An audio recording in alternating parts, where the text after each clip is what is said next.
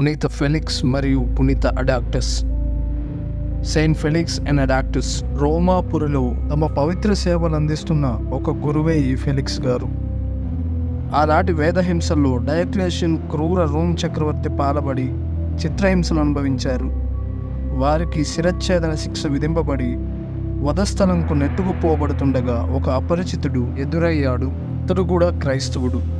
Felix పొందబో ధన్యమరణ మహిమను మననం చేసుకుని గొంతెత్తి ఫెలిక్స్ గారిని చూపుతూ, ఈ వ్యక్తి నమ్మిన సిద్ధాంతాన్ని నేను కూడా నమ్ముతున్నాను.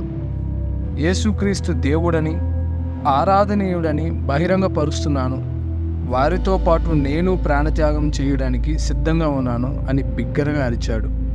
ఈ మాటను విన్న మెజిస్ట్రేట్ ఈ క్రీస్తు సాక్షిని బంధింపమని ఆజ్ఞాపించాడు. ఫెలిక్స్ గారి వెంట సహచరుడుగా అనేక హింసలతో నడిపింపబడ్డాడు. వధస్థలమున ఈ ఇరువురు క్రీస్తు భక్తులు ఘోరముగా తలలు నరకబడి పుణ్యవేద సాక్షులయ్యారు. అయితే అపరిచితుడు ఎవరు పేరు తెలియదు కాబట్టి విశ్వాసులు అతన్ని అడాక్టస్ అని స్మరించుకున్నారు. అడాక్టస్ అంటే కలపబడిన వ్యక్తి లేక అదనంగా చేర్చబడిన మనిషి అనే అర్థం. ఓస్తియన్ మార్గంలో కుమ్మడిల్లా సమాధుల స్థలంలో వారిరువురిని భూస్థాపితం చేశారు. వారి సమాధులపై క్రీస్తు శకం 1905లో ఒక చర్చి నిర్మాణమై భక్తుల్ని అలరిస్తుంది. ఫెలిక్స్ అను పదంకు సంతోషం, ఆనందం, ఉల్లాసం అనే అర్థం.